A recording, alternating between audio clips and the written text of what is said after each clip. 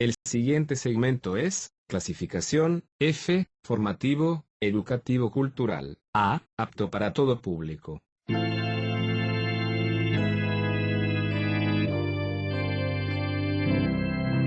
Bienvenido a Hora de Estudio Bíblico, con nuestro maestro el Dr. Lehman Strauss. Este estudio es el resultado del tiempo personal con el Señor, el ministerio pastoral y la experiencia en conferencias bíblicas del Dr. Lehman Strauss. Él nos instruye y alienta con la enseñanza de la palabra de Dios. Ahora, el Dr. Strauss. Tenemos ante nosotros hoy el sermón número 3, empezando con el capítulo 5 y versículo 1. Pero antes de que miremos la Escritura, tengamos una oración juntos y pidamos la bendición de Dios en el ministerio. Padre amado, te agradecemos hoy porque tú has puesto en nuestras manos y en nuestras mentes y en nuestros corazones la santa palabra, y oramos para que sea una bendición para todo el que la oiga. Te agradecemos, Padre, por los muchos buenos cristianos que han incluido este ministerio en sus agendas, y oramos por ellos hoy. Oramos por los queridos que no tienen nada para dar en lo referido a lo material, pero que con sus oraciones han apoyado este ministerio. Te agradecemos, Padre, por todos los que están escuchando hoy. Haz que este servicio sea útil. Haz que este mensaje en particular sea una bendición especial para alguien hoy.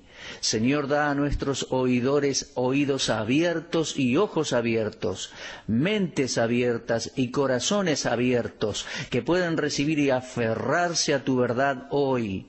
Grandioso y querido Dios, oramos en el nombre del Señor Jesucristo. Amén.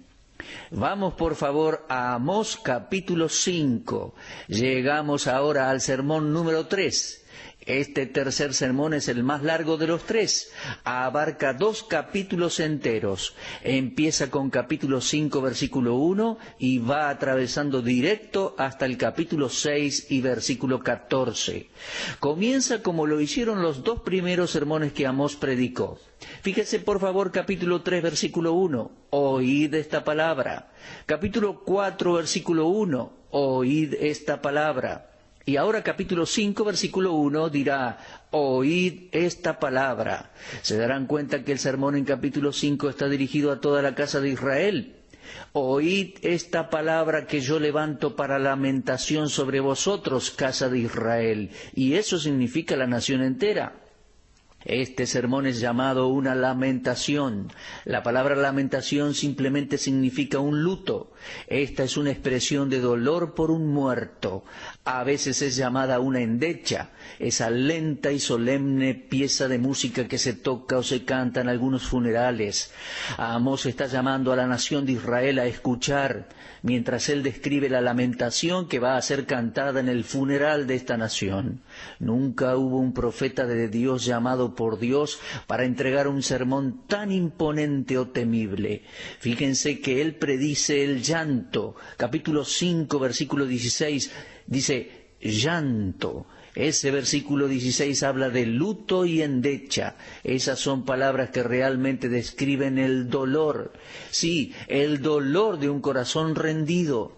¿Qué le está pasando a esa nación? Ellos le dieron la espalda a Dios, y Dios dice al respecto que el fin ha llegado. Ahora ustedes tienen acá un anuncio de fin, un juicio final sobre la nación de Israel. Leemos en versículo 2, cayó la Virgen de Israel y no podrá levantarse ya más. Fue dejada sobre su tierra, no hay quien la levante. Esa es una declaración definitiva. Ahora, el término virgen acá no indica pureza o belleza, sino como está usado en el contexto, sugiere que la inconquistada nación, como reino, iba a caer para no volverse a levantar. Cayó la Virgen de Israel. Ahora déjeme explicar una forma práctica de usar el término la Virgen de Israel. Cuando una mujer joven pierde su virginidad, esa virginidad nunca va a poder ser restaurada de nuevo. Todas las mujeres saben eso. Una vez que una joven mujer ha tenido relaciones sexuales con un hombre, ella ha perdido algo que nunca se va a poder restaurar, nunca se puede reclamar, nunca podrá retornar.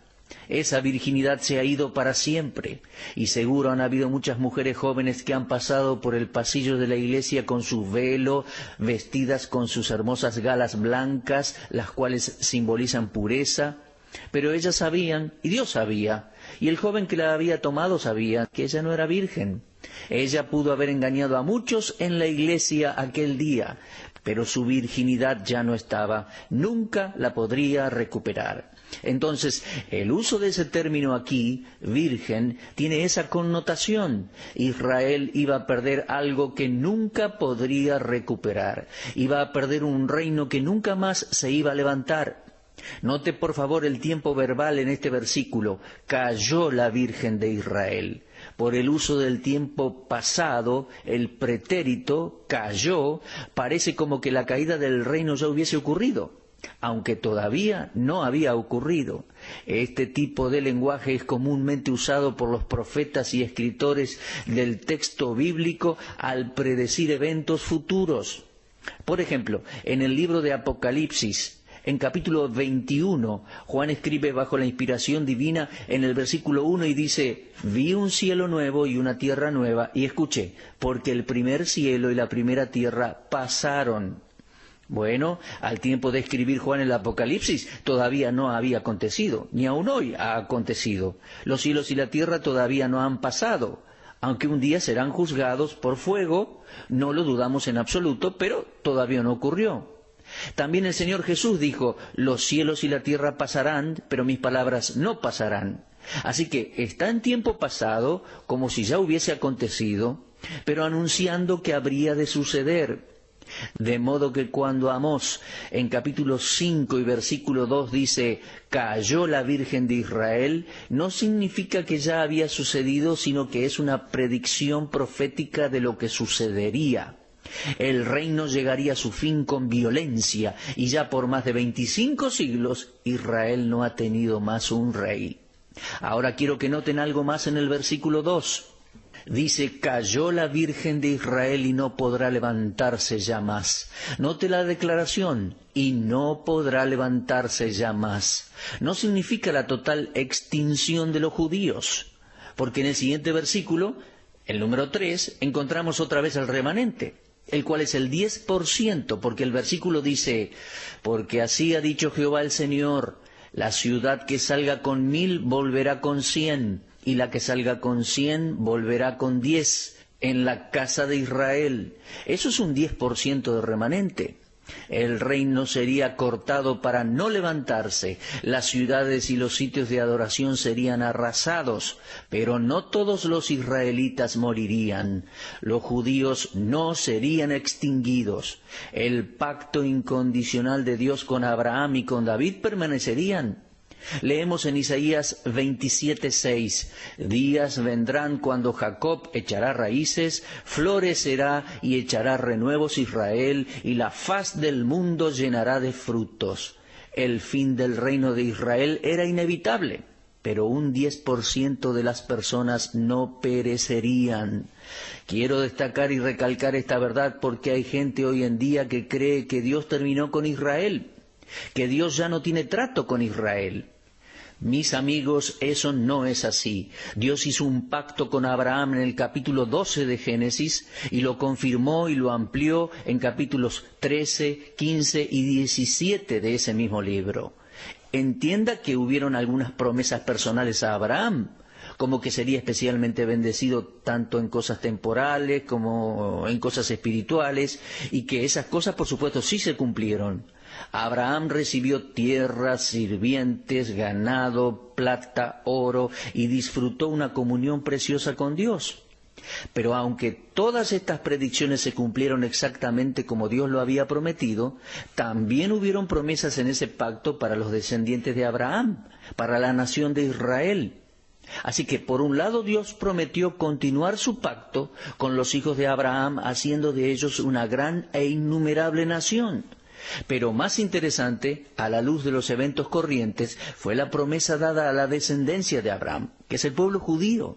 Le prometió una porción particular de la tierra, cuyos límites están claramente especificados, y se la prometió por posesión eterna. Usted encontrará esa parte del pacto en Génesis 15:18 y en Génesis 17:8. En el pacto también había promesas para otras personas. Preste atención. A aquellos que bendijesen a Abraham y a su descendencia serían bendecidos, y aquellos que maldijesen a Abraham y a su descendencia serían maldecidos. Este principio operó durante la vida de Abraham, también en las experiencias de los hijos de Israel, pero mi amigo, operará aún durante el período de la tribulación y aún comenzando el reino milenial. También debe recordar que hubo otra promesa, que en Abraham todas las familias de la tierra serían benditas, serían bendecidas. Esto se ha cumplido al usar Dios a Israel como el medio para darnos la Biblia y enviar a Cristo al mundo, el cual es llamado la simiente de Abraham. De modo que muchas de las promesas hechas a Abraham han tenido cumplimiento literal, pero, preste atención, pero la promesa concerniente a la ocupación de la tierra no se ha cumplido todavía. La tierra limitada desde el río de Egipto hasta el gran río, el río Éufrates, según Génesis 15:18, todavía no ha sido de Israel. Ahora bien, todos los estudiosos de la Biblia están de acuerdo al identificar al gran río Éufrates, pero no todos están de acuerdo sobre lo que significa el río de Egipto. Algunos piensan que hace referencia al Nilo y otros lo relacionan con el Wadi Arish, no lejos al sur de Gaza. Sea cual sea el caso, mi amigo, Israel no tiene ni tuvo en toda su historia hasta el día de hoy la tierra prometida en toda su extensión. Y una de las mayores preguntas concernientes al pacto abrahámico es si esas promesas estaban condicionadas a la obediencia o si eran incondicionales. Déjeme decirle que si las promesas hubieran sido condicionadas a la fidelidad o bondad de los judíos, entonces deberíamos asumir que han perdido todos sus derechos sobre la tierra prometida y otras bendiciones incluidas en el pacto. Porque ciertamente el pueblo judío ha pecado repetidas veces. Pero por otro lado, si las promesas solo estaban condicionadas a la fidelidad de Dios, las promesas deberían cumplirse a pesar de la infidelidad de los hombres. Bueno, yo creo que las promesas a Abraham fueron incondicionales y que Dios prometió esa tierra a Israel y que un día Israel la recibirá, la ocupará. Ahora bien, he dicho eso para luego poder decir que la nación de Israel no se extinguirá jamás. Cuando Amós dijo en capítulo 5 y versículo 2, «Cayó la Virgen de Israel y no podrá levantarse ya más», se refería a Israel como reino. Así como una virgen pierde su virginidad y no puede luego recuperarla, del mismo modo Israel iba a perder su reino y ese reino nunca sería restaurado. Y como ya les he dicho, su reino llegaría a su fin y por más de 25 siglos Israel no tendría rey. Y dicho sea de paso, Israel nunca volverá a tener rey hasta que Jesucristo el Rey regrese a reinar sobre la tierra. Ahora, acompañando los anuncios de los juicios sobre el reino, hay una serie de exhortaciones aquí en capítulo 5 que llaman al pueblo a buscar al Señor. Observemos en versículo 4, 6 y 8.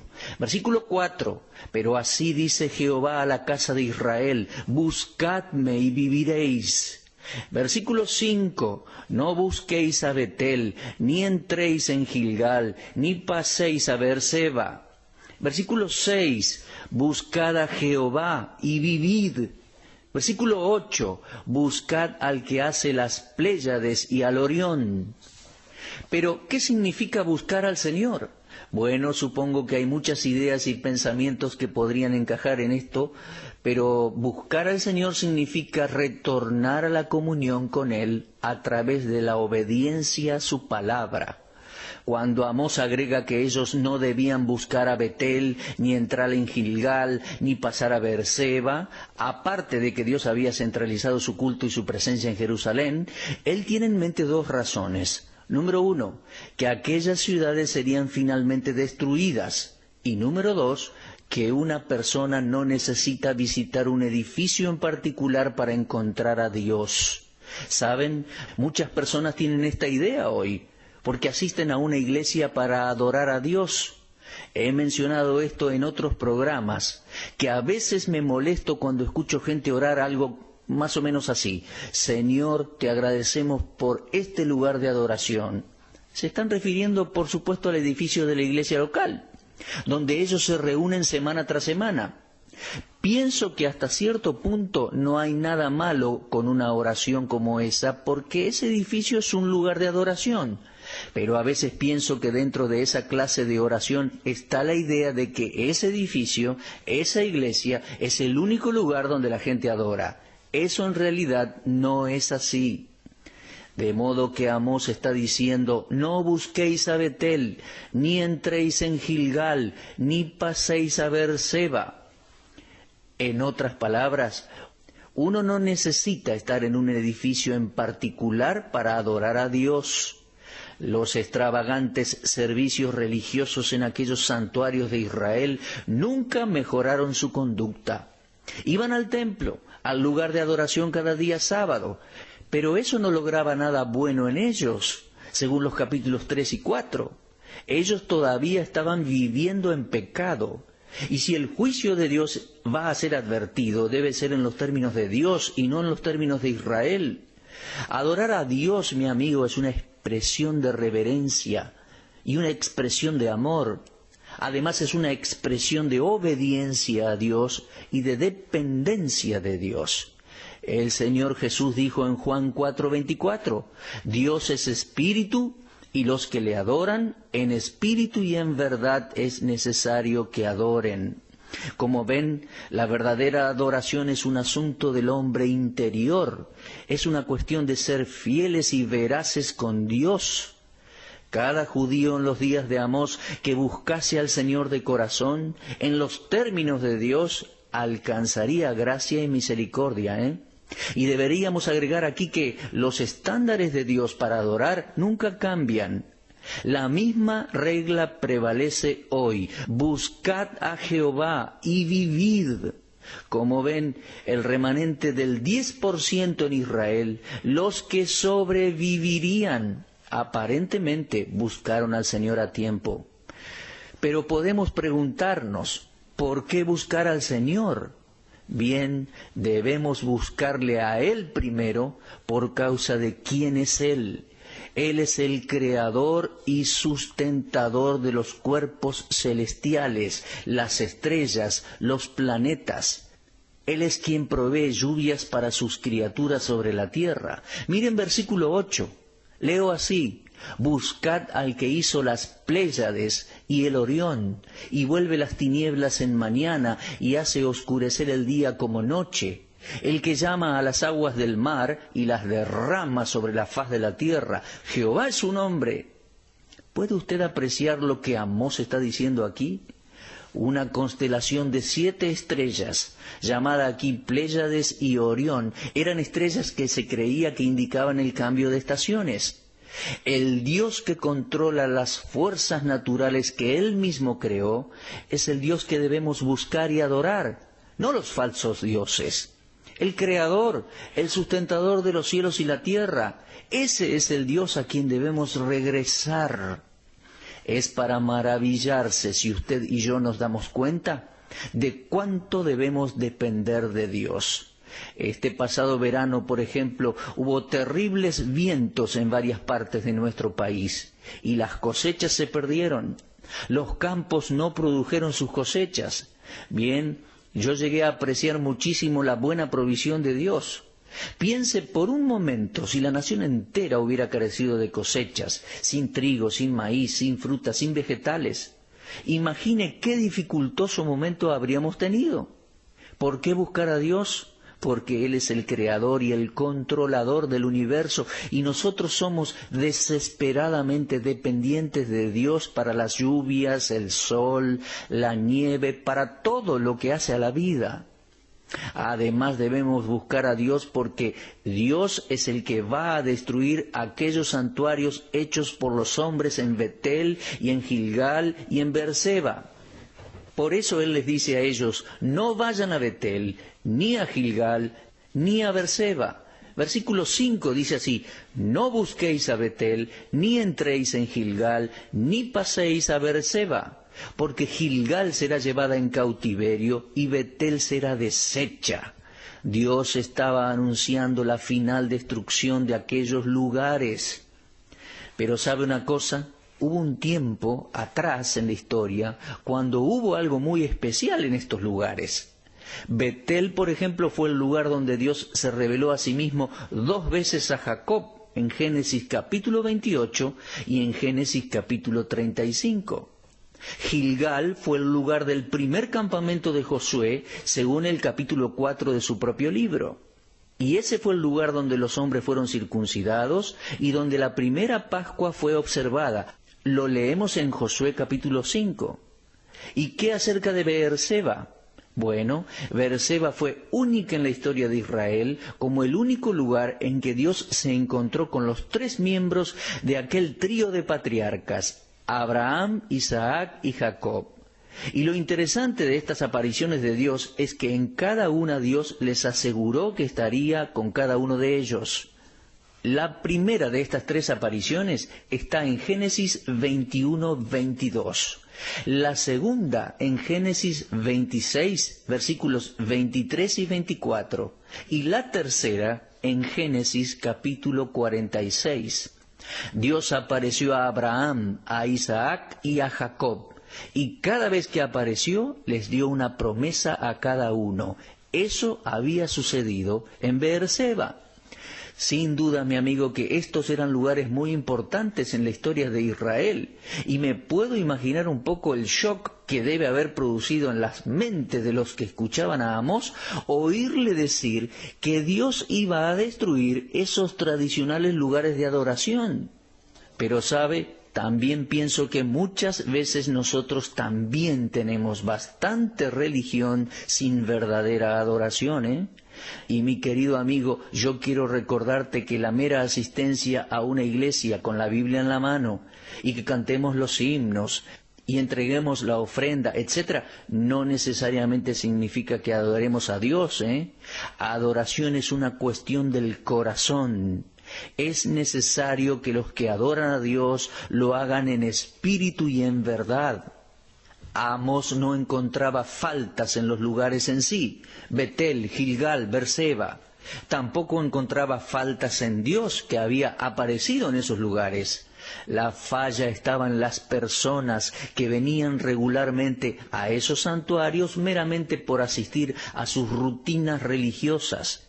Ellos asistían a los servicios con sus sacrificios, cantaban las canciones de adoración y alabanzas a Jehová, traían sus diezmos, pero no cambiaban su mala conducta. Ellos continuaban en su trato brutal con los pobres. Puede verlo en versículo 11 del capítulo 5. Dice, por tanto, puesto que vejáis al pobre. Y leemos en el versículo 12, porque yo sé de vuestras muchas rebeliones y de vuestros grandes pecados. Sé que afligís al justo y recibís cohecho, y en los tribunales hacéis perder la causa a los pobres. Usted puede ver, a causa de que Dios estaba enterado de sus muchos y variados pecados, lo mejor y más sabio que podían hacer los culpables era guardar silencio. Dios tenía el registro de todo. Dios es el juez. Por tanto, tú procederás también sabiamente si te sientas y mantienes tu boca cerrada. Dice versículo 13, por tanto, el prudente en tal tiempo calla, porque el tiempo es malo. Y Amós dijo, serás sabio si te sientas y mantienes tu boca cerrada y escuchas a Dios. Oh, qué conmovedor e impactante sermón que Amós predicó. Me pregunto admirado si sinceramente le estamos prestando atención a Dios en el día de hoy. Si no es que estamos viendo en nuestros días la misma clase de conducta que Amós vio en sus días. En los últimos años en que he estado predicando la palabra de Dios a través de centenares de iglesias, he detectado en muchas ocasiones el falso concepto de que Dios está localizado. Sí, he encontrado a pastores que me han dicho que su iglesia era la única en la ciudad donde la palabra de Dios era predicada. Y las personas que en esa ciudad querían encontrar a Dios deberían hacerlo en la iglesia donde Dios podía ser hallado. Ellos tenían el falso concepto que Dios es encontrado solo en la metodología por ellos aceptada. Hace unos años atrás leí un libro titulado Tu Dios es demasiado pequeño. Un libro muy interesante escrito por un escritor de Inglaterra. Miren, yo no estaba de acuerdo con todo lo que decía, pero contenía algunas cosas excelentes. Tu Dios es demasiado pequeño. Creo que algunos de mis hermanos tienen un Dios muy pequeño. Lo tienen atrapado en los límites de sus tradiciones denominacionales o por sus metodologías humanas. No han aprendido que Dios es demasiado grande como para ser limitado a una iglesia o a alguna ciudad o estado o nación. Dios no necesitó más de aquellos santuarios de Betel, ni Gilgal, ni Beerseba. Y desde los tiempos de Amós, muchas modernas Betel y Gilgal y Beerseba han caído, pero Dios continúa con su programa y con su plan. Amados oyentes, no vamos a derribar nuestros edificios en los cuales adoramos y nos congregamos como iglesias locales. No, gracias a Dios por ellos. Hagamos buen uso de ellos, pero asegurémonos que nuestros corazones estén correctos delante de Dios. Que nuestra adoración sea una genuina adoración, de todo corazón, y que honre y glorifique al Señor. Bien, hemos avanzado hasta donde el tiempo nos ha permitido llegar. Continuaremos con el mensaje de Amós en el capítulo 5 de su libro en nuestro próximo programa. Háganos saber de usted esta semana, querido oyente. Tal vez ya sea tiempo para que algunos de ustedes nos escriban y nos apoyen en el ministerio con sus oraciones y ofrendas. Apreciaremos muchísimo tener noticias suyas. Dios les bendiga hasta que nos volvamos a encontrar por este medio radial. Será hasta entonces, si Dios quiere. Usted estuvo escuchando Hora de Estudio Bíblico con el maestro el doctor Lehmann Strauss. Si desea escuchar una vez más este mensaje, visite nuestra página en la internet www.bbnradio.org. Le dejamos la invitación para que el día de mañana nos acompañe aquí, en este mismo horario y punto del dial. Hora de Estudio Bíblico es una producción de BBN.